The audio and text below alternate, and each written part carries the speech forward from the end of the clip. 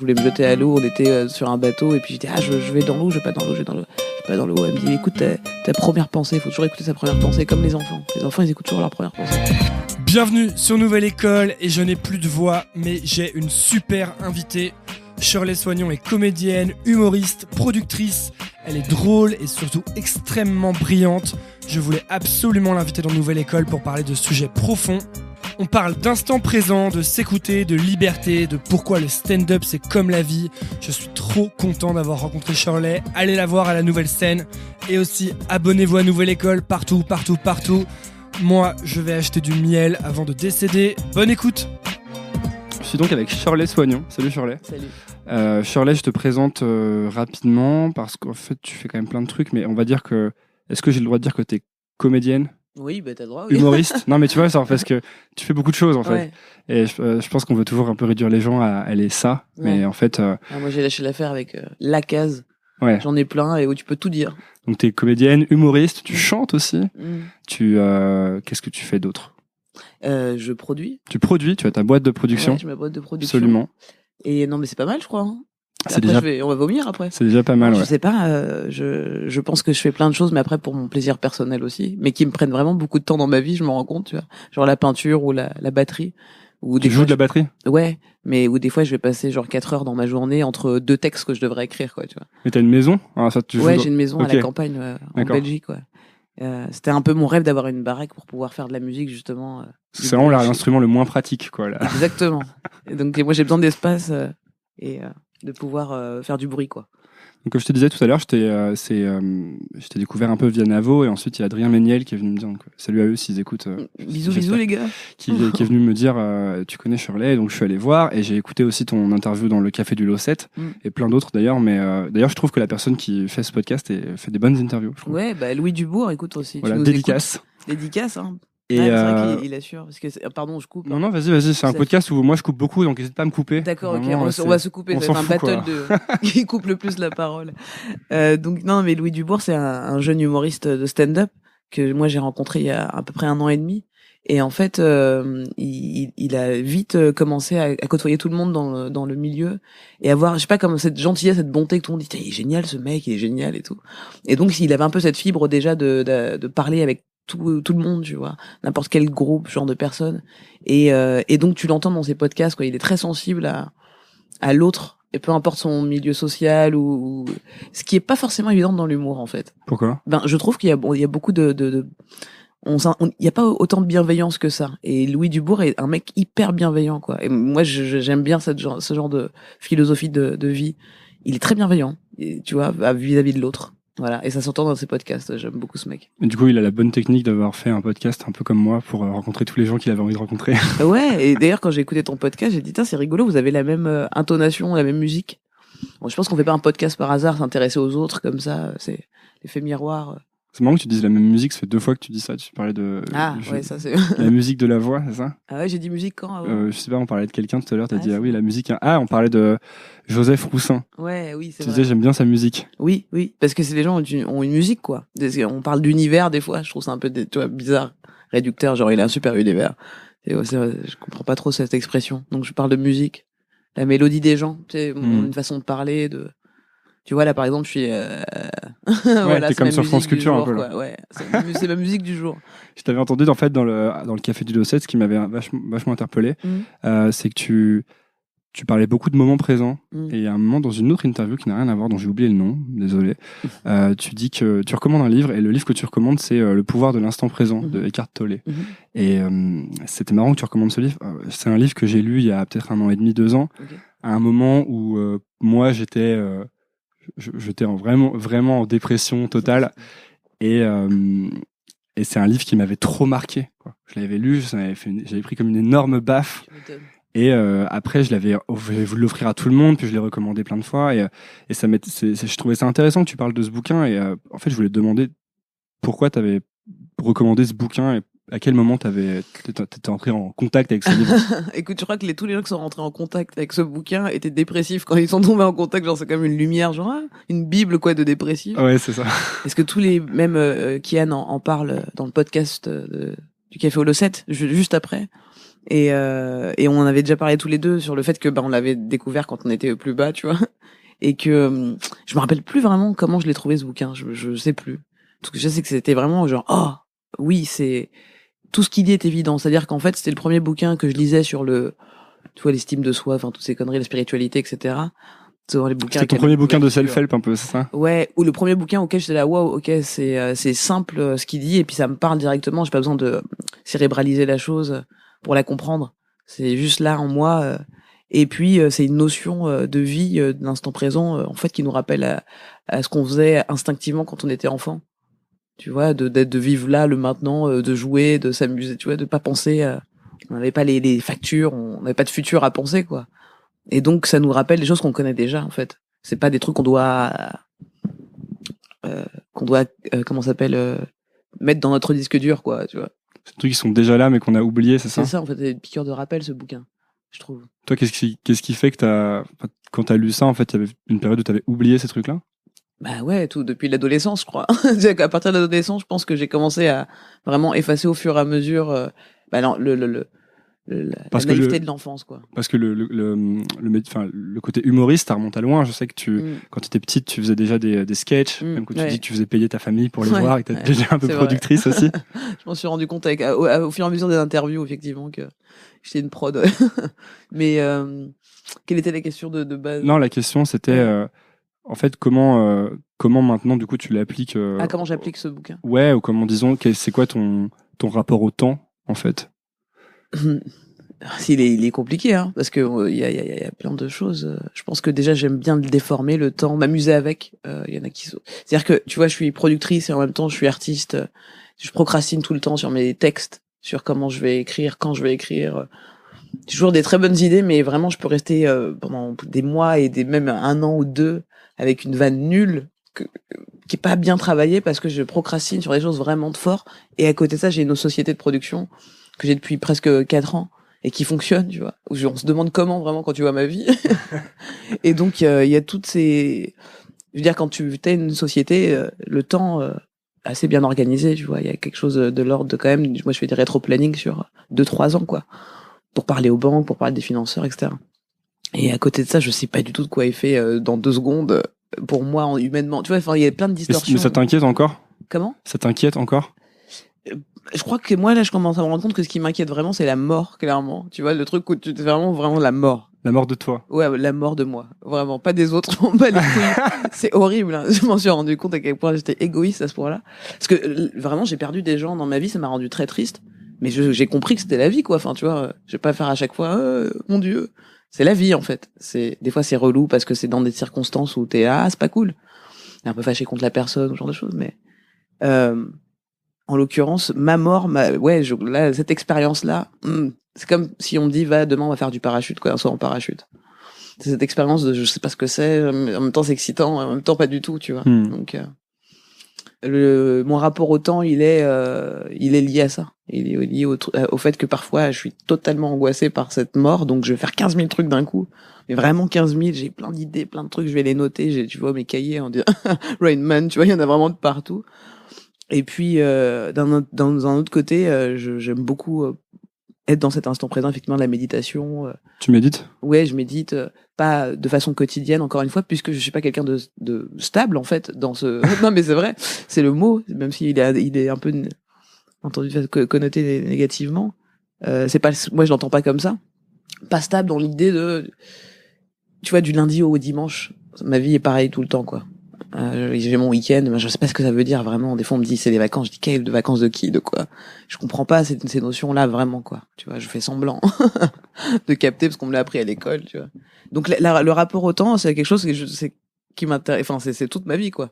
C'est toute ma vie. Parce que moi, en fait, il y a c'est un truc sur lequel je me pose beaucoup de questions parce que justement j'ai commencé à lire tous ces bouquins. En fait, je me suis rendu compte à un moment que j'avais beaucoup de mal à être dans le moment présent et que j'étais toujours soit en train de penser à ce que j'avais mal fait ou fait avant, soit en train de me dire oulala, ça va vraiment mal se passer ensuite, tu vois. Ouais, bien sûr. Et même au quotidien, j'ai du mal à rien faire, par exemple, tu vois, ou à juste me dire c'est pas grave, je fais rien.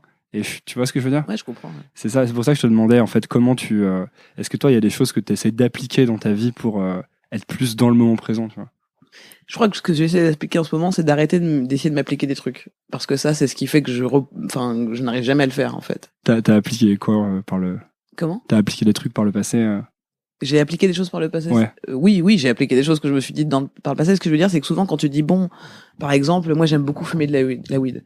Et si je passe mon temps à me dire, bon, allez, faut que j'arrête pendant 3 semaines, dès demain, je le ferai jamais, tu vois. Alors que à partir du moment où je me pose aucune question sur rien, je peux rester pendant 1 mois sans fumer et fumer pendant tu vois, enfin, j'ai pas vraiment, il y a pas cette stabilité ni de recherche d'objectifs, parce que à partir du moment où t'es dans ce genre de choses, c'est déjà dans le futur. C'est d'ailleurs le bouquin, en fait. Et tu relâches, en fait, c'est ça? Lâcher prise sur qui on est, ce qu'on doit être. C'est un peu tout l'objet du spectacle que je fais actuellement, que j'ai appelé Monsieur Shirley, parce que justement, tu vois, les codes, le fait de mettre des étiquettes sur les choses, etc. Moi, on m'a tout le temps pris pour un mec pour plein de raisons que je peux comprendre, d'autres pas du tout, tu vois. Bon, c'est la perception. C'est quoi un mec en plus? Voilà, c'est ça en fait. Mais c'est toute la question et toute la réponse que j'ai eue dans ma vie. Je le raconte, je te le lis brièvement parce que c'est quand même la fin du spectacle, faut pas que je m'auto-spoil, tu vois. Mais en soi, moi j'ai toujours été lesbienne et j'ai jamais pensé à coucher avec un mec, et genre j'ai 31 ans et à 28 ans, donc il y a pas si longtemps, je rencontre un mec, on a un coup de foudre et tout, et ça détruit toute ma conception du temps justement et de qui on est, enfin, parce que moi jamais j'aurais imaginé coucher avec un mec dans ma vie. Et c'est comme, enfin, je sais pas si t'as déjà couché avec un mec, mais si c'est pas le cas, donc tu me fais non la tête, donc c'est pas le cas. Si ça t'arrive un jour, vraiment bon courage, parce que en vérité c'est pas une question de sexualité, c'est une question de tout ce que tu t'es formaté. Tu t'es formaté en fait à quelque chose. Et je pensais pas être formaté parce que je croyais que j'étais homosexuel, donc couvert d'esprit. Tu vois, je pensais vraiment que ça m'arrivait dans ma vie, je le gérais de ouf et je l'ai très mal géré. Vécu. Comment ça, tu l'as mal vécu? Bah, je l'ai mal vécu parce que c'est comme si j'avais perdu tout mon filet je sais pas comment expliquer. En fait, je me suis rendu compte que l'être humain social avait un filet, tu vois. Il y a un fond, en fait, et que si t'as pas ce fond, ben, c'est le néant. C'est un lâcher prise sur le vraiment, et il y a plus de temps, il y a plus rien. Il y a plus de toi, il y a plus d'identité, il y a plus de Shirley aime les frites, ou il y a plus de rien, il y a rien. À partir du moment où j'ai couché avec un mec, je n'avais plus d'identité. C'est-à-dire, ça a explosé tous les cadres que tu avais créés. Cette tub a tout explosé. Pour que tu entendes bien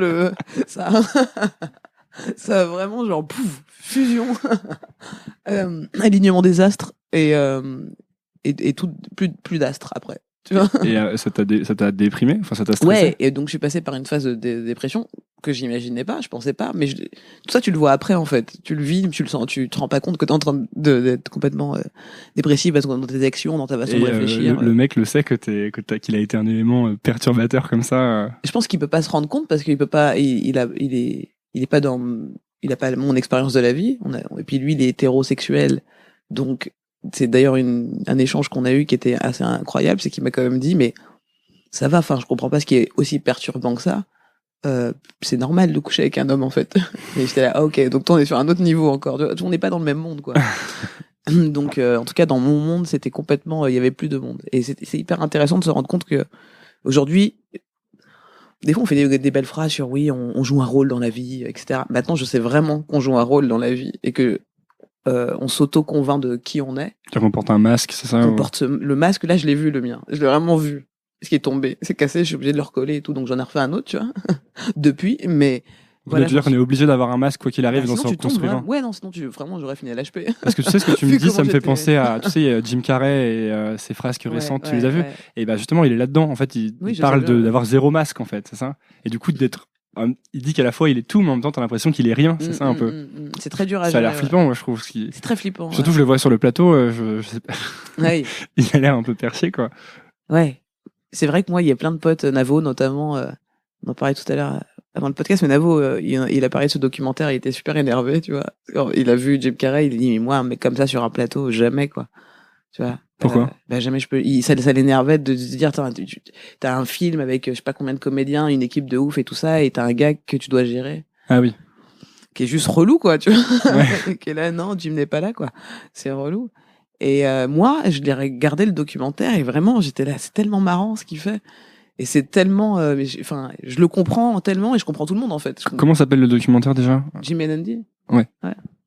Et c'est ouf, quoi. Enfin, moi, je trouve ça très drôle ce qu'il a fait, et en même temps, je comprends que ce soit absolument chiant pour des gens qui sont dans un autre monde. Oui. Tu vois. Du coup, tu t'as reconstruit T'as reconstruit quoi en fait? Comment? J'ai reconstruit quoi? Ouais. Oui, j'ai reconstruit une identité quoi, qui s'appelle Monsieur Shirley maintenant. Ouais. Mais ouais, en fait, si tu veux, j'ai pas vraiment changé mes codes que j'avais avant cette expérience. C'est plutôt que j'ai conscience de mes codes maintenant, tu vois. Ça t'a donné envie de plus déconstruire ou d'arrêter de déconstruire justement? Non, j'ai arrêté de déconstruire. Non, j'ai arrêté. J'ai essayé, j'ai vraiment tout cassé à un moment donné, tu vois. J'étais là, ouais, viens, on sort ensemble et tout. Et vraiment, j'étais trop loin. J'étais là, non, j'arrive pas. J'arrive pas. C'est pas moi, en fait, tu vois. Mais c'était vraiment au-delà du fait que... C'est-à-dire que, bon, après, c'est aussi la personne en soi, c'était pas la personne, quoi, tu vois. C'était pas une question de sexe. Mais il y avait aussi cette heure de, c'est pas moi, être avec un gars, énergétiquement, dans la même pièce tous les jours, c'est pas WAM, tu vois. Il va me dire j'ai faim, je vais dire moi aussi, tu vois. On va être en galère. T'essayais activement de déconstruire pour voir jusqu'où ça pouvait aller. Ouais, j'ai trouvé moi j'ai trouvé le fond. J'ai trouvé mon fond. Ok, tu crois parce que moi je te demandais tout ça parce que justement je suis sûr que j'ai des choses comme ça dont j'ai pas conscience. Ouais. Tout le monde, ouais, bien sûr. Tu vois. Et alors est-ce qu'il faut aller déconstruire, enlever parce que moi j'ai plein de réflexes de base quoi. Je vais avoir plein de réactions par rapport à des situations ou des gens qui vont être des réactions qui ont été construites en fait. Bien sûr. Alors je peux me passer ma vie à me dire bon, moi je vais tout déconstruire.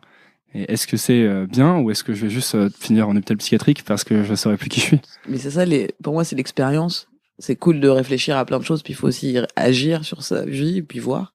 Moi je sais que je suis assez taquine avec moi-même, donc j'aime bien aller tenter comme ça des aventures où je sais pas où ça va me mener, parce que déjà de base, dans cette expérience dont je te parle, moi j'étais quand même en couple, donc déjà j'ai enfreint une règle, tu vois, qui est de pas aller voir ailleurs quand t'es en couple, mais c'était pour moi une vraie expérience, une vraie chose de l'ordre de l'expérience. C'est comme si j'avais caché que j'allais à Disney, pour moi mon couple, tu vois.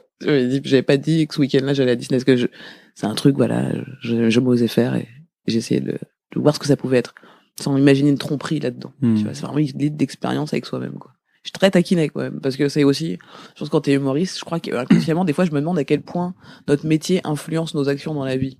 Tu veux dire que t'es plus taquine avec toi-même depuis que t'es humoriste? Ouais, mais comme j'ai toujours été presque humoriste, ouais. Je crois que j'ai toujours été comme, et je me dis à quel point, vraiment, ma vie, je l'influence, enfin, je fais des choix pour écrire des trucs marrants derrière, tu vois. Pourquoi? Parce que tu dois aller creuser tes insécurités, les choses comme ça, pour pouvoir ensuite avoir du bon matériel? Ouais, je suis mon propre cobaye, ouais.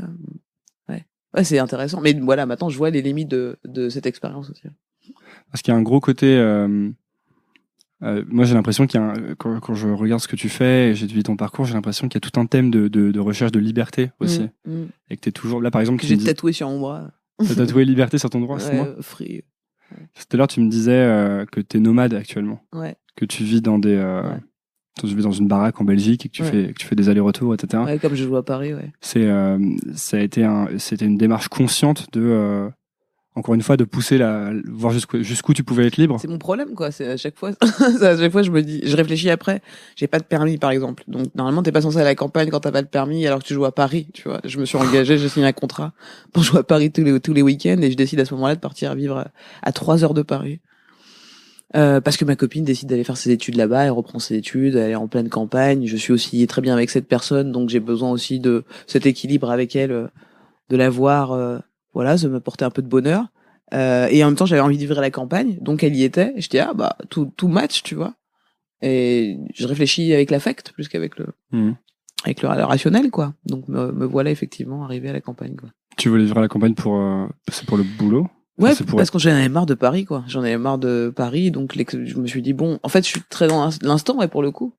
C'est vraiment genre je crois que j'en ai marre, je me casse, quoi. Il y a pas de. Et là où tout le monde te dit mais attends, il y a ton métier, machin, et je me dis ouais, mais mon métier, je vais pas bien le faire si je suis pas bien avec moi-même déjà, tu vois. Donc c'est vrai que ça pousse à faire à s'écouter en permanence. S'écouter quand t'es humoriste et tout. Mais moi je pense qu'il y a plein de choses qui font que j'en suis arrivé à cette façon de réfléchir qui est très sauvage en fait, tu vois.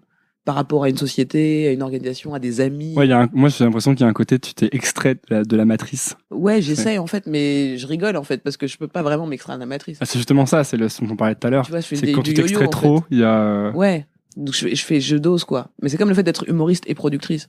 C'est vraiment la même chose, c'est-à-dire que productrice, c'est le côté terre à terre de ma personne, et l'artiste, tu vois. Celle qui rêve, qui pense à plein, qui imagine, qui n'a pas de limite dans... Moi, la productrice, elle réfléchit pas du tout pareil que l'artiste, vraiment. Je suis la même personne, tu vois, mais je ne réfléchis pas du tout pareil pour le même projet, tu vois. Genre, j'ai deux avis contraires des fois.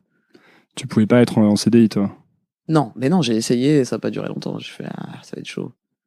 Non, le fait d'être, c'est pas le fait d'être dans un bureau tous les jours, machin, c'est l'intention qu'il y a dedans, quoi. C'est les gens, la tristesse des gens, tu vois, c'est l'énergie qu'on t'apporte, quoi.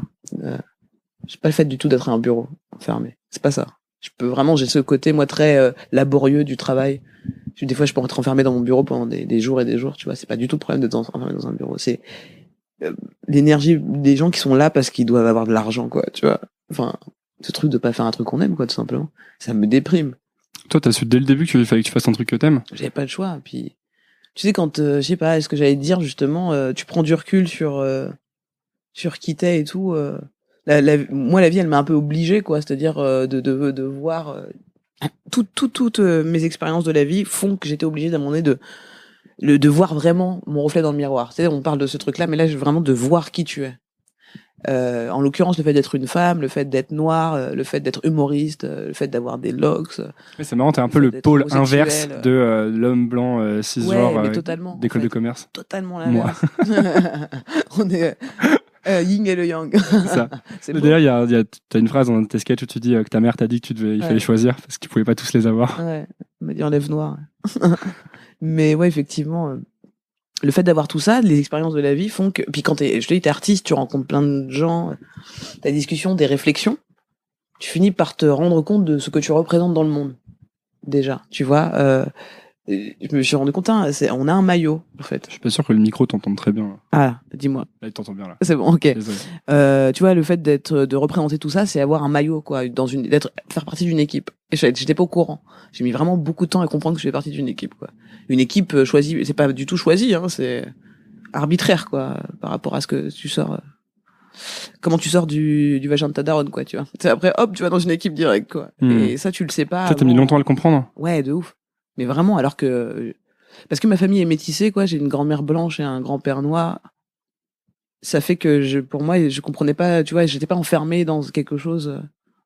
C'est la société qui m'a montré qu'après, il y avait des trucs qui étaient enfermants. Une culture enfermante, quoi. Et j'ai cette double culture-là. Le fait d'être aussi homosexuel... je pense que mon père, il m'a tellement cassé les couilles à me dire, il faut être, tu vois... il faut être plus fort que les autres, il faut en faire plus dans cette société, ma fille, il faut se battre. En plus, il y a une femme, puis en plus, t'en rajoutes derrière, machin. Va falloir te battre plus. Ça m'a tellement saoulé qu'au bout d'un moment, en fait, ça a été ma force et en même temps, quelque part, ma faiblesse, c'est-à-dire de devoir à la fois dépasser ce truc, parce que tu sais, c'est à la fois motivant et en même temps destructeur, cette phrase, tu vois. Il faut que tu dépasses.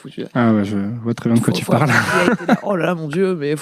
Donc voilà, c'est avec ce genre de préceptes que tu joues pour te rendre compte que t'es dans des formatés, quoi, notamment par les parents aussi, tu vois. Parce que t'as fait du sport de haut niveau aussi à un moment. Ouais, en fait j'ai fait 10 ans de basket et j'ai fait 1 an en fait aux États-Unis et c'est pas du haut niveau dans le sens où j'ai pas fait l'université, mais j'ai été accepté dans l'université. Mais j'ai refusé au moment donné où j'étais accepté à l'université de Houston d'y aller. Donc j'ai pas fait le haut niveau, j'ai fait du semi-pro, quoi. Pourquoi t'as refusé d'y aller? Ben écoute, c'est encore une fois l'instant présent. À ce moment-là, j'étais là, je crois que j'en ai marre. En fait, t'arrives à t'écouter depuis toujours? Ouais, mais c'est chiant, vraiment. C'est très chiant. Ah non, c'est bien, non? C'est bien, mais je veux dire, je suis pas dosé, quoi. C'est-à-dire quand une meuf, je peux bien, je fais bon allez, je m'en vais. Tu vois, mais vraiment du jour au lendemain, tu vois, j'exagère. Si t'es à une soirée avec tes potes et que d'un seul coup ça va pas, tu vas partir direct, c'est ça? Ouais. Et souvent, je veux dire, quelqu'un me ramène. J'impose quelque chose un peu, tu vois. Mais est-ce que c'est mal? Parce que j'ai l'impression que parfois, moi, j'ai l'impression d'avoir mis que je me suis beaucoup écouté quand j'étais enfant jusqu'à ado, qu'ensuite j'ai complètement mis sur pause et que là, par la force des événements qui allaient me faire mourir il y a 1 an, quoi, ouais, je me suis dit, c'est fini, il faut que tu écoutes ton ventre. Bah, t'as pas le choix, en fait. Ouais. T'as juste pas le choix, ouais. Mais tu peux le mettre sur off, en fait, ce bouton. Et passer ta vie en pilote automatique. Ah, j'arrive plus, moi. Enfin, j'arrive pas. C'est même pas j'arrive plus, je crois que j'ai jamais réussi à faire ça, en fait. Non. J'ai jamais réussi à faire ça de façon saine, quoi. En étant bien derrière ça, quoi. Je peux pas mettre off, tu peux pas te mettre en mode sourd et muet, c'est ça que tu dis. C'est-à-dire ne pas s'écouter, quoi. Ouais, ne pas s'écouter, ouais. C'est compliqué, hein. Enfin, une fois que tu l'as fait. Bah, une fois que la porte est ouverte, elle est ouverte, quoi. Ce qui est le plus dur, c'est de trouver la clé, quoi. Mais une fois que t'as trouvé la clé, c'est... Et toi, la porte, elle a toujours été ouverte, du coup? Bah, je crois qu'elle a été défoncée. Tu vois, c'est ça, en fait. C'est que je n'ai même pas cherché la clé, machin. C'est que, tu sais, on parlait de fait d'être nomade. C'est que mes parents ont été séparés depuis mon enfance et que j'ai beaucoup voyagé. Donc, j'ai jamais été dans le même endroit. J'ai jamais été sédentaire. Tous les ans, j'ai bougé de ville, de pays, même parfois. Donc, ce qui fait que déjà, c'est pas mes réflexes d'être sédentaire dans la vie, tu vois. Donc, le fait de pas être sédentaire, ça change toute ta façon de penser. T'es toujours en mouvement. Toujours en mouvement, il y a pas de ça change quoi? Il y a pas de ça change tout, il y a pas d'amis, il y a pas de crainte du lendemain parce que justement, il y a pas de lendemain en fait, tu vois, tu penses déjà maintenant, tu es là ouais, bah c'est pas chez moi de toute façon. Donc tu vois, je sais pas comment l'expliquer. Il y a pas cette et en même temps, je suis quelqu'un de très ancré très dans le sol, je suis pas très aérienne, j'aime pas tout ce qui est. Tu crois que c'était positif sur pour toi sur ta construction, le fait de toujours bouger, le fait de devoir toujours t'adapter? Ouais.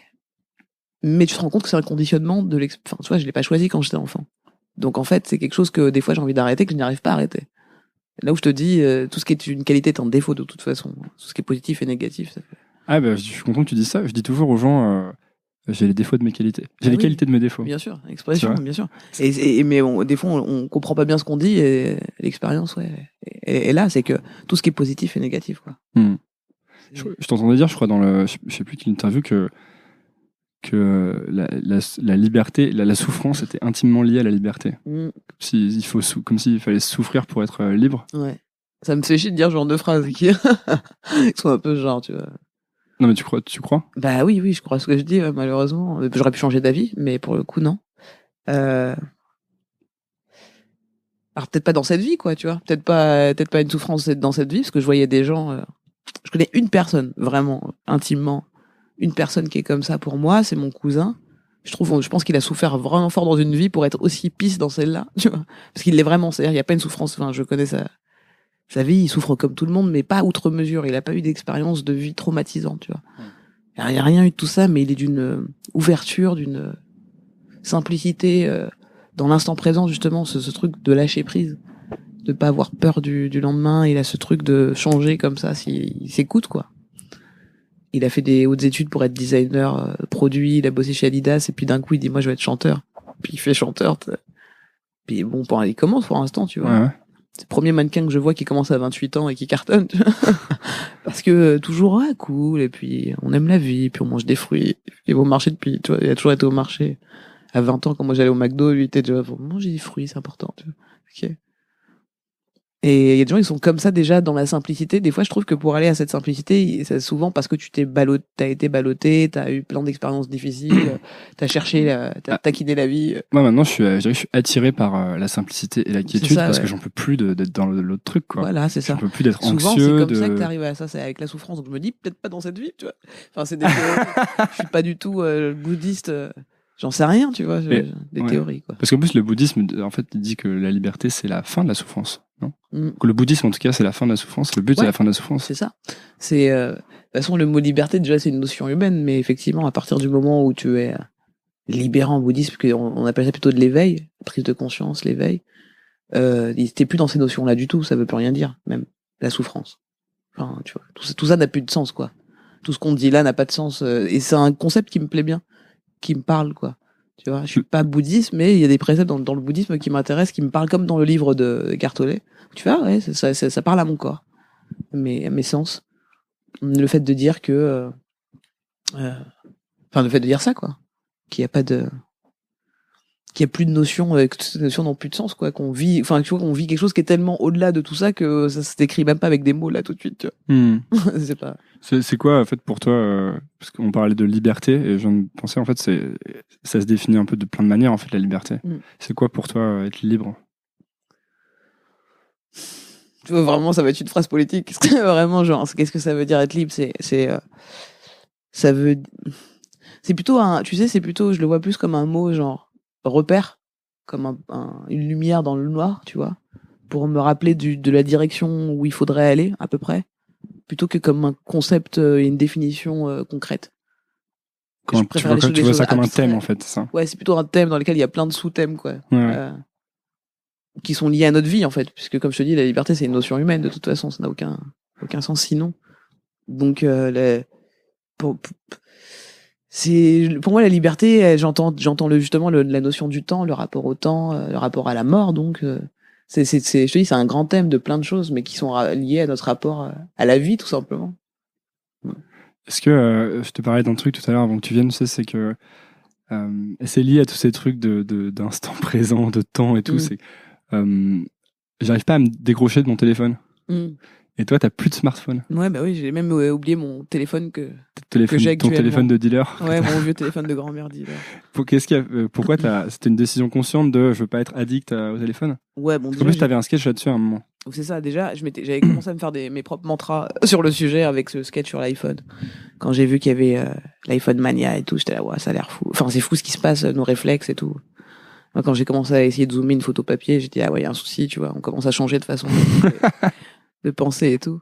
Et effectivement, quelques années après, je vois un documentaire sur de France 2, la Cache Investigation, et de la fabrication des smartphones. Mais je le regarde vraiment, tu sais, parce que souvent on entend parler du reportage. Je fais, ouais, t'as vu le reportage? Ouais, je l'ai vu. Enfin, tu l'as pas vu. Puis un jour, je l'ai vraiment vu. Je fais, ah ouais, merde, putain.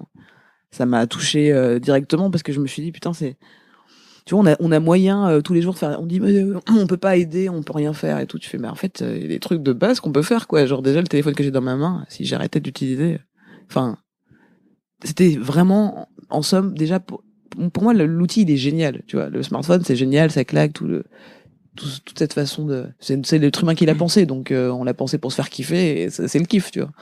Maintenant, c'est l'intention avec laquelle il est fait qui me dérange, quoi. Tu vois, c'est toujours la même chose, quoi.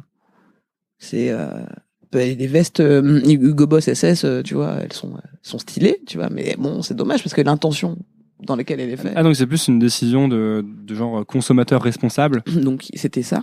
Mais déjà moi de base, j'étais pas quelqu'un qui était très proche de mon téléphone, quoi. Ah, d'accord. Tu vois, j'aimais bien pour les vidéos. Je me suis amusé à faire un documentaire d'ailleurs sur le stand-up à l'iPhone. Pendant 1 an, j'ai filmé les copains, mes tournées, tout ça. Et je trouve que c'est un outil génial pour plein de petites choses. Mais non, j'avais pas ce truc addict moi j'ai le sentiment que si je jette mon téléphone et que j'achète un téléphone de dealer, ouais, je vais gagner je vais avoir 2 vies en fait. Je vais avoir une vie, celle-là, ouais, et puis une en plus que. Mais tu fais bien de le voir parce que moi je suis un peu, c'est là où je te dis, je suis un peu trop impulsif, quoi. C'est que je l'ai fait et ma vie ça a été un enfer, quoi. Vraiment, c'est horrible, quoi. Tu sais, moi j'ai quand même beaucoup de contacts, des gens qui t'envoient des messages, des très longs messages en général pour te dire des trucs, rendez-vous là pour le plateau de machin. Ah, et maintenant tu les reçois en 10 messages. 15 000 messages et je comprends rien, et comme j'ai pas eu le temps d'enregistrer et tout, mais parce que ça synchronise pas, ça synchronise avec rien ce truc là, donc faut que t'enregistres manuellement tous tes contacts. Et en plus, tu peux même pas enregistrer le nom de famille en entier, parce que il te dit non, au bout d'un moment, au bout de 3 lettres de nom de famille, il te dit non, c'est fini. Donc, tu es obligé de te rappeler des gens, enfin, ça développe une autre mémoire, une autre façon de penser complète. Enfin, tu vois, la machine, c'est toi, quoi, ça devient toi, le smartphone, et c'est génial comme expérience. Ça fait 1 an, là, que j'ai arrêté, je kiffe. L'idée tu vois, ça me fait penser à un épisode de How I Met Your Mother, où, je sais plus comment il s'appelle, le personnage, là, putain, Marshall. Non, Marshall. Où il court, enfin tu vois, il veut pas prendre de taxi, les maris font une course entre potes là, et puis il y a une chanson de lui qui est là, Marshall against the machine, et en fait il court dans toute la ville, et tout le monde part en métro ou en taxi. Ah oui, je me souviens de cet épisode, absolument. Against the machine, et vraiment c'est ça ce que je vis là. Je suis contre les machines, ouais, contre la nouvelle technologie, contre le truc, et vraiment je me sens à contresens, quoi.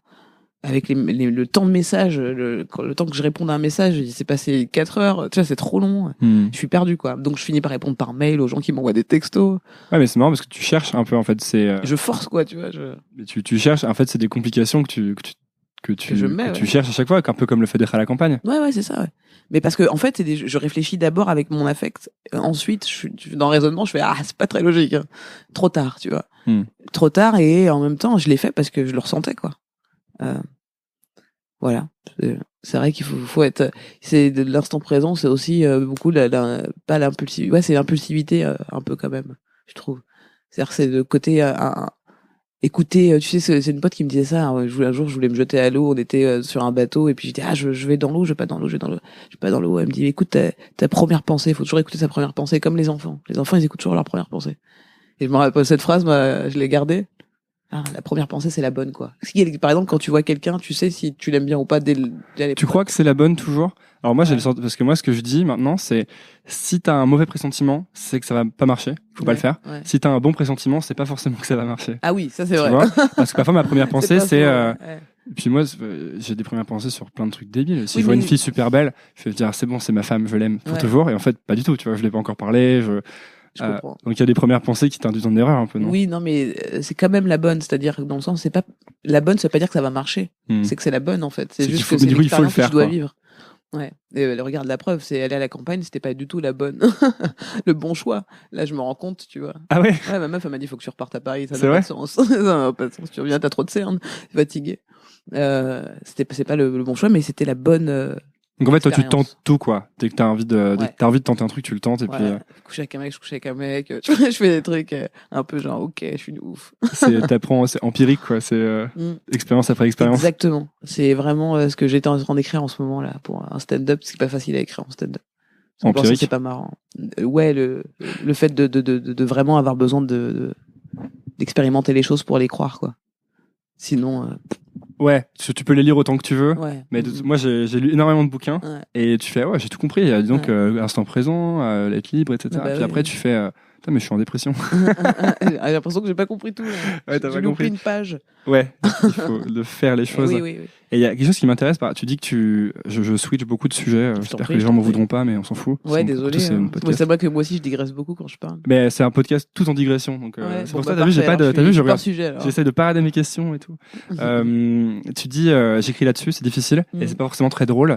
Et quelque chose que je trouve intéressant avec toi, c'est qu'en fait, j'ai l'impression que t'es pas drôle. C'est pas ce que j'allais dire. Là, j'aurais aimé fin du podcast. Et merci, à la semaine prochaine. Non, mais parce que je t'entendais parler de George Carlin dans une et George Carlin, c'est un type qui il essaie, t'as l'impression qu'il essaie de dire des trucs vrais, donc en fait il parle et tu te dis ah ouais carrément, je suis d'accord, mais c'est pas forcément en train de te marrer. Et puis il y a des blagues qui tombent à des moments là, tu te marres. C'est différent d'un type genre le now infamous Louis C.K. qui lui met des punchlines toutes les 10 secondes, tu vois, par exemple. Complètement. Et donc je voulais te demander, est-ce que toi parfois en fait t'essaies de trouver t'es pas là tout le temps que pour faire rire, en fait, ça? En fait, je suis pas du tout là pour faire rire, mais c'est un malentendu. C'est un malentendu, les gens se foutent de ma gueule. Non, mais en fait, si, bien sûr que je suis là pour faire rire, c'est mon taf de stand-up. C'est la meilleure façon de faire passer des messages, en fait, c'est surtout ça. Et donc, si ta punch est bonne, ton message est bon. Ta punch est bonne. Mais après, c'est une question de jugement de valeur, évidemment. Tu vois, il y a des punches qui sont très bonnes pour des publics, et là où je suis là, ah putain, c'est raciste, tu vois. Donc, ça, c'est un jugement de valeur, mais en l'occurrence, pour moi, quand ma punch est vraiment bonne, c'est que j'ai réussi à clairement exposer mon idée. Donc oui, j'essaye en tout cas. Je crois que la plupart des stand-uppers aujourd'hui, ça a changé le stand-up de basique qu'on faisait au début, en fait, parce que c'était le début du stand-up. C'est quoi la différence? Le stand-up d'observation, on dit voilà. Vous avez vu les mecs dans le métro? Voilà, et puis ça s'arrête là, et puis on dit bah oui, mais on est allé où? En fait, je crois qu'aujourd'hui, le stand-up, c'est un peu celui que je suis en train de faire pour la plupart des gens, parce que il se passe tellement de choses de ouf. Et on est aussi, nous qui faisons du stand-up, on a tous à peu près la trentaine, ou en tout cas, on est tous à un âge de réflexion nouveau. Une réflexion nouvelle, pardon. Et ça amène du coup un stand-up un peu plus mature. Donc je pense que George Carlin, tu vois, moi j'aimerais beaucoup un jour faire du George Carlin, mais je crois que George Carlin a fait du George Carlin quand il a commencé à être assez vieux. Mais il avait 60 piges, un truc comme ça, non? Et donc je crois que bien on est, t'en as plus rien à foutre, donc aussi les effets t'en as plus rien à foutre. Aujourd'hui, moi, quand je dis c'est dur de tester des trucs, c'est parce qu'en fait c'est nouveau pour moi. En fait, ça fait 10 ans que je fais de la scène, mais ça fait que 5 ans que je fais du stand-up, parce que les 5 premières années, je faisais de l'humour. Je connaissais pas vraiment le stand-up. Je connaissais pas les stand-uppers américains. Je connaissais les humoristes français, moi. Je connaissais l'humour en France. C'était quoi tes influences? C'était genre Gad Elmaleh, tout ça, ou... Ouais, c'était en fait oui, il y avait Gad Elmaleh, mais il y avait tu vois, c'était un peu de tout, tu vois, donc c'était rien finalement. C'est non pas que je vais descendre le travail des collègues et des pairs, au contraire. C'est juste que moi, en tout cas, je savais pas vraiment ce que j'aimais. J'aimais un peu de tout partout, tu vois. Et d'un coup, quand j'ai vu les premiers stand-up américains, parce que Kian et tout ça, on se passait des disques durs avec des vidéos, machin, et que j'ai découvert George Carlin, je fais, oh putain, c'est exactement ça que je veux faire. Depuis le départ. Mais j'aurais pas pu le nommer. Je savais pas, je l'avais jamais vu, en fait. Comment tu le décris? Comme le fait, effectivement, juste de dire des choses. Mais en fait, elles sont tellement vraies, ces choses, chez George Carlin, que c'est drôle parce que c'est vrai. Moi, il y a plein de moments où les gens, ils font, et moi, je rigole, tu vois, parce que c'est ma façon de m'exprimer au monde, mais effectivement, c'est vrai que souvent, on n'a pas l'habitude de cet humour. Mais pour moi, c'est un vrai humour à part entière, qui sont des punchs où tu peux vraiment faire haha. Tu vois, là où les gens, pour l'instant, font parce qu'ils n'ont pas l'habitude qu'on leur dise des trucs. qui sont tellement. C'est intéressant ça. Tu crois qu'il y a une préparation de l'esprit des gens qui est nécessaire avant que par exemple tu peux faire des choses trop nouvelles. Ouais. Et que du coup ça prend pas aussi bien. Je sais plus qui me disait ça. Ouais, des fois ça peut paraître. En fait, le problème c'est que moi j'essaie de pas trop me dire ça avec moi-même parce que c'est un peu présomptueux, tu vois, de dire c'est prétentieux de dire en gros j'ai de l'humour du futur. Non, mais parce Les gens qu'il sont n'y a pas jamais prêts. eu de George Carlin en France en fait. Il n'y a pas eu de préparation du terrain. C'est vrai. Mais sur le stand-up en général en fait, parce que finalement à part des proches, tu vois, dont on parle tout le temps quand on parle de l'ancien stand-up. Donc des proches, c'est un petit plus proche de George Carlin, tu penses? Pour moi, c'est un des plus proches, mais un peu proche, tu vois. Mais il y avait pas, voilà, cette conscience de dire je vais raconter des trucs, quoi. Tu vois. Vraiment, c'est-à-dire j'ai vraiment envie de vous raconter des trucs pour que ça déconnecte des choses dans votre cerveau. Mais effectivement, il n'y a pas de préparation de terrain du tout pour le stand-up d'une manière générale, mais encore plus pour ce type de stand-up là, ouais. Et c'est un truc qui te fait peur justement de défricher comme ça ou pas? Bah là, ça me fait plus peur, ça me fatigue des fois. C'est plus en mode c'est relou, je suis toute seule. Des fois, des fois on est 2-3. Puis après, voilà. Mais c'est vrai qu'en même temps, j'ai pas trop de choix, quoi, parce que c'est ça que je sais faire. Après, sinon, je serais pas heureux si je commençais à aller sur TF1 dans le décor penché pour dire ouais, je suis comme tout le monde, tu vois. Je suis pas comme, enfin, je veux pas être ça. Voilà. Je veux pas être le truc de j'aime bien un tel. Tu vois ce que j'ai aimé à l'époque, la façon dont j'aimais les choses et dont je les consommais. Je voudrais pas que mon public les consomme comme ça, quoi. Parce qu'en fait, on pense connaître les choses, mais on connaît pas. Et donc, je voudrais avoir un public plutôt de niche finalement, tu vois. C'est fini l'histoire de penser au grand public. Au début, tu pensais au grand public? Ben oui, parce qu'en fait, j'ai grandi avec la télévision, finalement. Je me suis rendu compte qu'à table, on mangeait avec mon père, on mangeait avec la télé. Enfin, tu vois, on regardait, comment ça s'appelle, Star Academy à l'époque, et on s'engueulait à cause des votes, tu vois. Donc, on était dans cette culture de la télé. Donc, en fait, inconsciemment, ça jouait sur mes objectifs vis-à-vis de mon art. C'est-à-dire que tu dis réussir, c'est passer à la télé. Ouais, il y avait un amalgame inconscient. Et quand j'ai fait de la télé, je me suis rendu compte que j'étais attends, je comprends pas, j'aime pas du tout ça. Et c'est censé être mon taf. Et puis après, j'étais voir une psy au moment qui m'a dit mais c'est pas votre taf ça. Ça c'est une option dans votre taf. Vous faites de la scène, vous faites du spectacle vivant. La télé c'était pas vivant, enfin c'était pas. La télé c'est pas ça, c'est pas que c'est pas vivant, c'est tu sais faire vraiment de la télé quoi, le côté télécrochet en l'occurrence que je faisais à l'époque. Je trouve que vraiment c'est fake quoi, tu vois, il y a un truc pas du tout. Puis toi, tu connais rien, tu sais pas ce que tu sais même pas pourquoi t'es là, donc déjà c'est pas normal que tu sois là. Tu vois, donc voilà. J'ai expérimenté ça et j'ai dit ok j'aime pas cette façon de le faire. Encore une fois, t'as essayé avant de pouvoir dire j'aime pas et de faire la suite. Et j'ai vraiment essayé. J'ai vraiment fait plein de trucs que j'aimais pas. Vraiment pendant beaucoup trop de temps. Je crois que c'est aussi mon éducation du fait d'être une femme pour le coup. Même si on prend beaucoup pour un mec physiquement, je reste une femme dans mon éducation et je crois qu'on est souvent éduqué pour dire oui à tout presque, tu vois, toujours être poli, être sympa. Et je crois que j'ai souvent été trop sympa, tu sais, je veux pas te dire non, j'ai peur de gêner, pas déranger, vexer, blesser. Pendant longtemps en tout cas, tu vois, on a cette image de moi de quelqu'un qui est très sûr d'elle, qui sait exactement où elle va, mais putain, c'est tellement touchant que quelqu'un fait attention à toi, à ton travail, et te dit j'aimerais bien t'inviter à un truc. Et moi j'ai 15 000 potes, ils font non c'est mort, je le fais pas, c'est pas payé comme il faut, etc. Toi tu fais mais c'est quand même mon travail de le faire, tu vois, c'est bien et tu dis oui, et tu dis oui à tout et donc ou dire oui à tout, tu vois, au bout d'un moment bon voilà, je sais exactement ce que j'aime et ce que j'aime pas. Tu sais exactement quand est-ce qu'il faut dire oui et non maintenant? Non, toujours pas. Parce que moi je suis nul à ça. Non, je sais quand maintenant quand est-ce qu'il faut dire non. Ça me fait de la peine maintenant, tu vois, mais je le fais parce que ça me fera plus de peine. En fait, je suis le genre de personne qui dit oui à tout puis après qui change. T'annules? Non, pas qu'annule. Non, j'annule pas, mais je le fais les sourcils froncés. Ouais. Et donc c'est cool pour personne. Moi j'annule, donc c'est peut-être mieux de le faire à. Moi, je dis oui, et après, je roule sur mon canapé pendant une journée, et je fais en fait, non, je peux pas. C'est ça. Ouais, ça arrive aussi. Ça arrive aussi que j'annule avant. Non, désolé.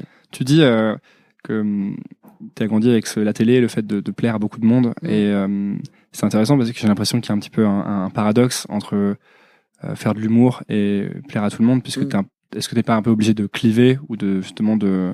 Mais oui, mais ça, quand j'ai commencé, moi, je le savais pas du tout. Hein. Moi, vraiment, je suis arrivé pour moi, l'humour, c'était mon premier. Parce que j'avais un objectif quand j'ai commencé, quand même. C'est un peu, on va dire, un peu de complexe de Messie, comme tous les humoristes, je pense, de se dire, ok, quelle est ma mission en tant qu'humoriste. Et moi, je me suis dit, c'est de faire, tu vois, cette phrase bateau, de dire, je vais donner du bonheur aux gens. Et vraiment, grâce à moi, ils vont réussir à. Ça, c'est la phrase bateau du monde des humoristes. Ouais. On va donner du bonheur aux gens. C'est un peu comme dans les startups, rendre le monde meilleur. Ouais, alors que tu vois, tout le monde est censé le faire tous les jours, tu vois, donner du bonheur aux gens, enfin, des bonnes énergies en gros quoi. Et en vérité, avec le temps, je me suis rendu compte que c'était pas du tout notre taf, au contraire. Donner du bonheur, tu vois, cette illusion. Enfin, le vrai taf d'humoriste. Après, moi, je suis rentré par une porte où notre taf, c'était donner du bonheur aux gens et de vraiment toujours faire croire que notre vie était formidable. Et que si on fait une dépression, on peut pas en parler sur scène. Par contre, on nous voit dans le public, tu vois. Dans Closer, avec en flouté, genre j'ai fait une dépression, tu vois. Par contre, je peux pas vraiment en parler sur scène. La sexualité, faut pas vraiment en parler. La politique, faut pas vraiment en parler. En fait, tous les vrais trucs, faut pas en parler. Pas vraiment, tu vois. On peut pas te dire non, mais on te dit pas vraiment. Et donc, moi, c'est alors que c'est les vraies choses qui sont drôles en fait. En général. De ouf. Et quand moi, j'adore partir en tournée dans des clubs, des caves, tu vois, où vraiment t'as le vrai public de la ville, quoi, tu vois. Et les gens rigolent à tous les sujets, quoi. Ou des gens où tu dis, même des gars qui font des réflexions racistes ordinaires, tu vois. Mais ils sont morts de rire sur des trucs, on arrive à ensemble avancer, évoluer un petit peu, tu vois, discuter, échanger à travers des blagues. Donc, c'est ça ton nouveau but un peu, ou tu sais quand tu dis. Disons qu'aujourd'hui j'ai plus de but, si ce n'est celui de m'écouter toujours plus sur scène. Tu vois, je l'ai fait dans la vie pour plein de trucs, mais sur scène, c'est pas encore gagné. C'est ça qui est assez paradoxal pour le coup. C'est d'être à la fois. T'as l'impression de pas aller jusqu'au bout parfois. Bah c'est tout le truc de la scène, c'est-à-dire que on dit que tu as autant de ton âge dans le stand-up, c'est l'âge le temps que t'as fait sur scène, quoi. Donc finalement, moi j'ai 5 ans en stand-up, tu vois. C'est mon âge stand-up. J'ai 5 ans, donc je suis un bébé. C'est intéressant, ça veut dire qu'il y a un côté, c'est vraiment le temps passé qui fait la qualité, quoi. Exactement. Donc je suis un bébé, je vais apprendre à marcher, je vais rentrer à l'école primaire, tu vois. Donc je vais apprendre à lire, à écrire, et je vais pouvoir bien m'exprimer. Donc là, pour l'instant, en stand-up, je suis qu'à la jeunesse, quoi. Ça met beaucoup de temps. C'est un sentiment positif, non, du coup, d'être au début. C'est là où vient toute l'angoisse de la mort, mon ami. Ouais, c'est ça. C'est là où tu dis, ok, faut pas que je meure là, vraiment, parce qu'il faut que je devienne fort. Parce qu'au début, moi, je pense que je voulais mourir à 27 ans, comme tout le monde, tu vois, comme tous les gens qui veulent être connus. Et tu sais, on a tous ce truc. Alors moi, non, moi, je voulais être connu, mais je voulais pas mourir. Il y a beaucoup de psychopathes, ouais, comme moi. Être riche et connu longtemps. Ouais, non. Vraiment, c'était plus le côté affect de tout le monde va m'aimer plus fort. Ah oui. Parce que je serais mort plus jeune, tu vois. Puis après, on a dépassé les 27 ans, on fait bon, bah ok, ouais, et puis on n'est pas aussi connu qu'on pensait. Donc ok, on va continuer. Puis j'ai découvert le stand-up et je me suis dit, en fait, non, c'est tout l'inverse. Il faut que je me meure le plus tard possible pour être la plus drôle possible, tu vois. Mais j'avais pas de référence, effectivement, en France avant sur le stand-up. Je savais pas ce que c'était, donc j'ai mis du temps à comprendre. Et du coup, il y a encore des moments où tu fais des spectacles et où tu te dis, j'aurais pu aller plus loin, ou je suis pas allé assez loin. Tout le temps.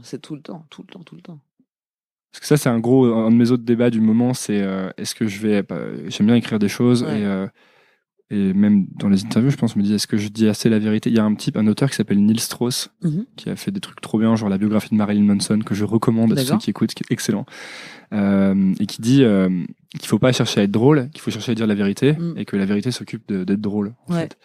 Et, mais des fois, c'est dur de dire la vérité. C'est très belle cette phrase, c'est vrai. C'est dur de ouf. Ouais, je trouve ça terrifiant, quoi. C'est intéressant ce que tu dis, la plupart du temps, je me plante en ce moment sur scène. Pour moi, je me plante, les gens le voient pas forcément, mais pour moi, c'est totalement un échec. C'est pas du tout l'idée que je voulais défendre, et puis ça se développe pas bien, la punch est pas bonne et tout. C'est vraiment ce que je me dis, c'est putain, ce que je ressens à ce moment-là, je devrais le dire aux gens. Parce que, en fait, ils le vivent un petit peu, tu vois, ils sentent bien qu'il y a un truc qui est pas aussi drôle que ce que ça devait être. Tu devrais dire ce qui passe, c'est ça? Ouais, ce que je ressens. C'est trop intéressant ce que tu dis parce que. Écouter son émotion et la dire, quoi. On me reproche souvent dans ce podcast, les gens qui me font des reproches me reprochent de trop interrompre. Et en fait, moi, ce qui m'énerve, c'est quand j'interromps pas assez. Parce que parfois, j'interromps pour parler de moi, donc je comprends. Mais il y a parfois où j'interromps pour poser une autre question qui n'a rien à voir. En fait, c'est parce qu'elle passe et je me dis, si j'aurais plus jamais l'occasion de la poser, cette question. Ouais, bah oui. Il faut absolument que je la pose maintenant. Ouais. Parce que c'est le vrai truc que je voulais demander. Ouais. Parce que parfois, je pose des questions et en fait, la personne m'en parle et je suis là, ouais, d'accord, mais en fait, j'ai envie de poser une autre question et je vais pas la poser parce que j'ai peur d'interrompre. Ouais, c'est. Je pense qu'il faut s'écouter. Hein. Mais ça aussi, c'est un muscle. Encore une fois. Hein, ça aussi, c'est un muscle encore. Ouais, c'est ça se travaille et puis faut s'écouter, mais c'est l'expérience qui te dira si c'est une bonne chose ou pas. De couper les gens, je pense que oui, a priori. Si tu le sens, quoi. T'as peur de cliver ou de trop cliver ou de dire une grosse connerie ou de. Ouais, c'est ça qui est chiant quand tu fais du stand-up. Surtout quand les humoristes, j'ai l'impression que tout le monde est un peu sous tension, notamment. Je pense que sans doute que l'internet et les réseaux sociaux ont pas mal joué là-dedans. Sous tension par rapport. Bah, t'as peur de dire des bêtises, quoi, ou vu que c'est un métier artistique, si tu veux être bon, faut toujours que ce soit un peu à la frontière. Ouais, mais si t'es à la frontière, t'as le risque de mettre les deux pieds de l'autre côté et de te prendre un énorme bad buzz. Ouais. Bon, c'est clair que c'est compliqué. C'est même pas au-delà de, tu vois, de montrer son travail. Hein. C'est vraiment déjà sur scène, parce que quand tu joues devant 50 personnes dans un plateau, des fois tu te plantes sur ton idée, et puis c'est pas grave. C'est juste ce soir-là. On est au courant maintenant quand on fait staff tous les soirs que c'est juste ce soir-là et que c'est pas grave. Même ce soir-là, devant 50 personnes, il faut des fois assumer une opinion qu'on a, même si on sait qu'on peut changer demain d'avis. C'est très difficile, d'arriver avec son opinion, parce que plus tu vas pousser ton sujet. Ce qui est le plus simple, c'est les blagues de surface, c'est-à-dire les premières blagues qui nous viennent quand on pense à un sujet. Mais là où c'est que vient de compliquer, c'est quand tu mets dans ce sujet ton avis, et que ton avis, il est intime, et puis en général, si tu viens le défendre sur scène, c'est qu'il est un peu différent de ce qu'on peut entendre ou qu'on peut voir sur les réseaux sociaux ou dans les journaux, les actualités. Donc t'arrives avec quelque chose où tu trembles un peu, quoi. Exemple, quand je vais parler, il y avait la polémique sur Dove à un moment donné, tu sais, par rapport à la publicité, t'as pas vu? Il y a eu une polémique en fait par rapport à la communauté noire française, parce qu'il y avait une pub Dove où il y a des femmes qui enlevaient leur pull, c'était une vidéo, puis il y a une noire qui enlève son pull, elle devient blanche, et puis la blanche devient latino, etc. Sauf qu'ils ont mis un screenshot qu'ils ont fait tourner sur les réseaux, où tu vois juste donc la femme noire devenir blanche, tu vois. Et donc c'est devenu c'est super raciste et tout ça, machin. Moi la première, j'étais un peu fâchée contre Dove, parce que en fait c'est pas la première fois que Dove fait des trucs un peu chelous, et que moi j'ai fait de la com en études, et je sais exactement que quand t'as une communication de crise juste avant sur le même sujet, la pub d'avant, tu fais très gaffe à ce que tu fais, et qu'ils l'ont pas fait. Donc on se dit putain les gars, vous le faites exprès, ou tu vois, faites attention, quoi. Donc c'est encore un autre sujet, mais en l'occurrence ce n'était pas raciste, la pub était pas raciste en soi, en l'occurrence. Mais si des gens ont chopé le screenshot et dit ça nous blesse, ça fait mal, ça fait chier, c'est qu'ils sont tatillons, quoi. Ils font chier, tu vois. De toute façon, la communauté noire va faire chier sur tout maintenant. Donc ça c'est un autre sujet. Bref, toujours est-il que quand j'en parle sur scène, souvent je joue en plus de blanc que de noir. Quand je joue que devant des noirs, il y a des sujets sur Dove, les gens comprennent direct, parce que déjà ils ont l'actu en tête, ils ont vécu le truc, ils ont réfléchi à la chose, etc. Quand je vais jouer devant un public plus blanc, qui n'a pas réfléchi à la chose, ça va pas du tout être écouté pareil. Donc déjà, quand je vais parler de Dove, quand je vais amorcer Dove, si on va faire comme par exemple là, la tête que t'avais, genre non, je vois pas ce que c'est. Donc déjà, je fais merde. Va falloir que je réexplique l'actu du truc. Donc déjà, tu vois, on a une distanciation qui se crée par rapport à la punch qui va arriver, quoi. Et donc c'est comment une bonne idée, même si tu connais pas le sujet, je suis censé pouvoir t'amener à rire avec ça, tu vois. Mais c'est ça qui est très compliqué dans le fait d'avoir un avis sur scène et de le défendre, c'est que tu dois être toi-même convaincu de là où tu veux emmener les gens. Des fois, tu fais t'es convaincu, toi? Des fois, tu sais même plus là où tu veux emmener les gens. C'est-à-dire que toi, ça te parle, mais c'est tellement évident ton idée que si on te dit mais de quoi elle parle, tu vas dire attends, tu vas refaire la vanne en soi, mais tu pourras pas dire exactement. Ça veut dire que c'est pas clair encore. Tu vois, c'est comme un pitch de film, quoi. Ouais. En somme, si on te dit de quoi ça parle et que tu commences à dire des détails qui n'ont aucun sens à ce moment-là, c'est que ton idée est pas encore claire. Et c'est tout le travail du stand-up, en fait, c'est de réussir à être solide dans son idée. Mais plus tu creuses un sujet, ce à quoi je pense en ce moment, plus tu creuses un sujet, moins t'es certain de ce que tu dis, j'ai l'impression, parce que plus t'apprends des choses, moins t'es certain. C'est ça, toute la difficulté, c'est que faut l'écrire et après faut le dire, quoi. Tu le dis, devant des gens et les regarder et faire j'y crois à ce que je viens de dire. Tu penses que ça s'adapte au reste de la vie hors du stand-up, croire en tes trucs à fond, quitte à changer d'avis ensuite, plutôt que pas savoir? Ouais, mais c'est plus dur en stand-up pour moi, parce que c'est vrai que souvent on va peut-être filmer des trucs, tu vois. Moi des fois ça m'arrive qu'on ait filmé des sketchs où je suis là je suis plus tout à fait d'accord. Tu vois, bon, c'est pas non plus des sujets de malade, mais par exemple sur l'iPhone, pour le coup, le fait que j'étais très accro à l'iPhone avant et que c'était mon sketch, et je disais j'en peux plus d'être accro, mais je suis accro quand même, tu vois. Et que d'un coup là j'ai arrêté le smartphone, donc je dis que j'ai un nouveau téléphone de dealer, mais là je sais que bientôt je vais acheter le Fairphone, qui est le smartphone équitable. Donc c'est le seul qui existe. Et donc je vais forcément en parler en stand-up, tu vois, je vais pas parler de mon téléphone, toutes les vannes que j'ai sur le téléphone de dealer, alors que j'aurai un smartphone à ce moment-là. Donc je vais mettre à jour tout ça. Et en fait, j'ai mis je sais pas combien de mois à trouver mes bonnes vannes pour pas vexer les gens sur le fait que j'ai arrêté le smartphone et que quelque part c'était un peu tous des connards, mais que moi non, tu vois, sans vexer les gens, comment réussir à trouver le bon positionnement voilà, les bonnes vannes pour qu'ils comprennent que c'est pas le but de les attaquer. Est-ce qu'il faut qu'ils comprennent ça? Est-ce que c'est ton boulot de faire en sorte qu'ils comprennent? Parce qu'ils rigolent pas. Ouais. Donc ça c'est relou. Parce que moi souvent je suis rebelle comme ça, je suis là, ben attends, douce à moi aussi de. Alors, mais en fait tu fais non mais c'est ton métier en fait de faire rire les gens, tu vois. Parce qu'on peut être des fois un peu mauvaise foi, mais c'est parce que si tu prends chaque personne individuellement, c'est pas du tout le même rapport que quand ils sont en groupe, voilà, tout simplement. Donc c'est pas parce qu'ils comprennent pas le truc et qu'ils trouvent pas ça drôle des fois, c'est juste que la façon, la musique justement dont on parlait du début, avec laquelle tu vas la dire. Ben ça va. Puis si tu vois que les autres ne rient pas, tu vas pas rire. Ouais, voilà, il y a tout un truc. C'est à toi de maîtriser ça et de dire, je sais exactement où je vous emmène, tout va bien se passer, même si c'est épineux. Et c'est intéressant ce que tu dis parce que je sais que je vais bientôt devoir te libérer. Mais est-ce que je suis dans une cage? Mais tu sais, tu parles des vidéos que tu as faites il y a plus longtemps, donc, avec lesquelles tu n'es plus vraiment d'accord, ou sûrement qu'il y a des choses que tu as faites que tu trouves moins bien aussi. Ouais. Et sûrement que quand tu testes des blagues, tu prends des bides, forcément. Mais en fait, est-ce que ça c'est quelque chose qui t'affecte vraiment au quotidien ou qui t'a affecté à un moment? Non, au quotidien, non. Ouais. Au quotidien, non, mais il y a des moments, c'est douloureux. Parce que je pense que beaucoup de gens ont peur de démarrer des trucs parce qu'ils ont peur de ces moments-là, en fait. Ces moments où tu sors quelque chose et ça marche pas. Ou alors, t'as fait des trucs et en fait, après, tu les assumes plus. Non, c'est vrai que ça, en tant qu'humoriste, on a cette chance quand même que c'est notre travail en permanence. C'est-à-dire qu'un chanteur, à un moment donné, c'est plus son travail. Il va pas aller tous les soirs en comédie club, enfin, en cave pour aller tester ses chansons. Tu peux vraiment travailler ta chanson dans ton coin avec tes musiciens, etc., sans avoir à tester devant le public parce que l'effet que t'attends du public n'est pas le même que nous. Nous, on attend vraiment qu'ils rigolent. Donc, on est obligé d'aller travailler tout le temps des blagues. Et donc, effectivement, on se prend souvent pas mal de vent, quoi. Donc, on a cette chance de savoir que l'échec, ça fait partie de notre réussite, quoi.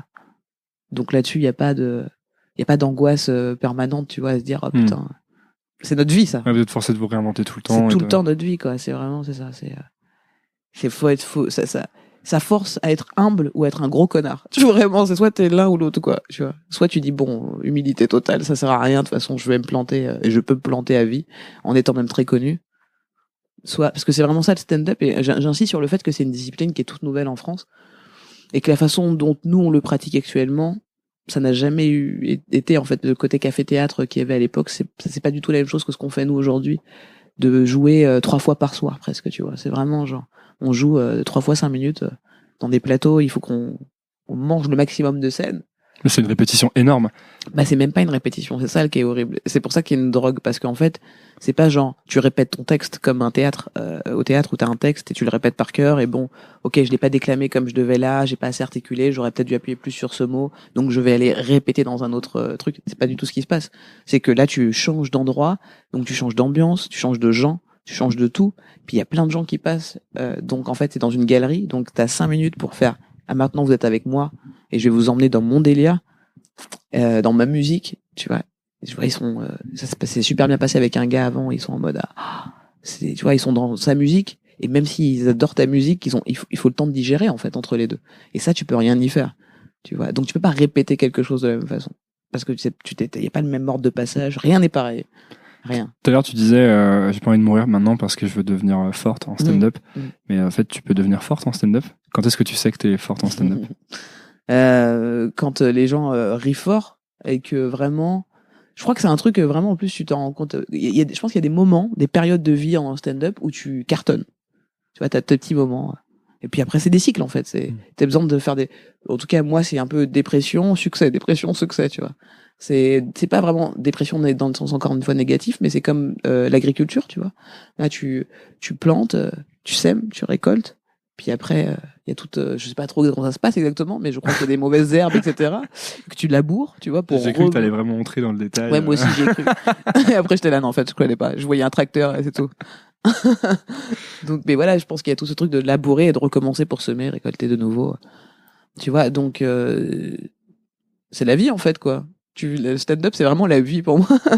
C'est tous les jours, quoi. C'est vraiment c'est une leçon de vie permanente. Tu réussis pour échouer, pour réussir, pour échouer, pour réussir.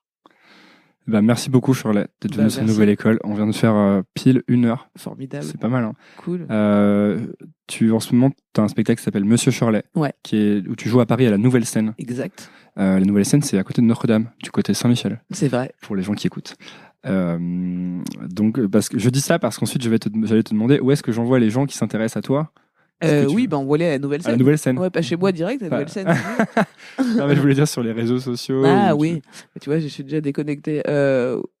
Facebook, hein. C'est ça, on dit ça. Facebook. Twitter. Instagram. Bientôt, j'aurai Instagram parce que je n'en avais plus. Et j'avais plus de quoi faire des photos, donc. Ah oui, je voyais que ça faisait longtemps que t'avais pas. Bah ouais, je pouvais plus. Mais là, je vais avoir le Fairphone. Ah oui, j'ai oublié de te poser une question hyper importante. Vu que tu lis plein de bouquins. Ouais. Quel bouquin je dois absolument lire? Absolument. Ouais. Je sais pas si t'as déjà lu Le Prince de Machiavel. Ouais, si, j'ai lu Le Prince de Machiavel. Ouais, t'as fini? Bah, je l'ai lu il y a longtemps quand j'étais à l'école, donc peut-être que je l'ai torché un peu. Oui, c'est ça, à l'école, t'as dû faire des extraits, des analyses de texte. Ouais. Pas du tout. Bah, je vais relire ça. Je pense qu'il faut le relire adulte, ce bouquin. Il est intéressant sur la façon dont on pense le monde, je trouve. Ok, j'irai lire ça. Ouais, et tu voulais des trucs un peu plus, peut-être, un peu plus spirituels, peut-être. Non, pas du tout. Non, un peu plus. Et la Bible, sinon. La Bible. Beaucoup. La dernière fois, j'ai acheté le Coran. Je me suis dit, tiens, je vais lire ça. Allez, je l'ai jamais lu. D'accord. J'ai lu 10 pages. J'étais là, oh là là, qu'est-ce que c'est relou. Ouais. Et, mais pardon, j'espère que j'ai offensé personne. Je pense à quelques personnes quand même. Non, mais de la même manière que j'ai jamais pu lire la Bible, quoi. J'arrive pas. Bah oui, je comprends. Mais pourtant, c'est que. Normalement, on dit, islam, je crois qu'en islam, t'as pas le droit de toucher un Coran comme ça. Ah bon? Hein, je crois. Hein. Bah, pourquoi? Il faut faire des ablutions d'abord. Il faut se laver les mains. Regarde ablution sur YouTube, tuto ablution. Parce que je l'ai acheté à. Bah oui, de toute façon, tu peux l'acheter comme ça. Ouais, on pouvait pas se laver les mains avant de l'acheter en tout cas. Quoi. Ouais, ils ont pas marqué dessus. Ils devraient. Parce que il me semble que c'est assez. Chez eux, ils aiment bien qu'on fasse les ablutions d'abord, qu'on respecte le livre sacré, quoi. Donc je te le dis comme ça, tu feras tes ablutions. C'est pour toi, quoi, pour pas crever bêtement. Eh ben, merci beaucoup d'être venu sur Nouvelle École. C'est cool. Voilà. Yes. C'est la pire manière de finir un podcast. C'est cool. Tu m'as coupé la parole pour dire au revoir en plus, donc ça fait un peu mal.